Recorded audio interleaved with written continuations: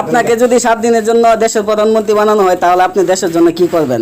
ধন্যবাদ সবাইকে আমার এই প্রশ্নটা করার জন্য। আমার দোষ তো আমি এ দেশের যদি প্রধানমন্ত্রী হই এ দেশের জনগণের গণতন্ত্র বুঝিয়ে দেব, জনগণের অধিকার বাস্তবায়ন করব।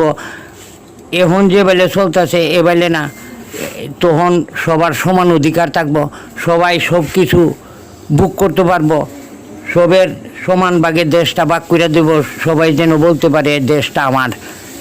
তো এখন যে বেলে চলতেছে এ বেলে দূষণ দুর্নীতি বন্ধ হইতো না, দেশের কোনো উন্নতি হইতো না।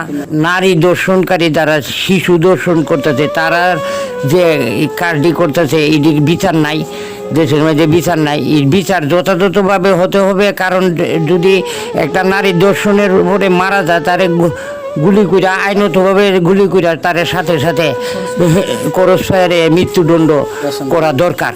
কারণ হে হচ্ছে মানসিক পাগল, হে ইহানো মজা পাইছে, আবার আরেকখানো এই দুর্ঘটনা ঘটবো, এই বেলে 2-4 জন মরতে পারে।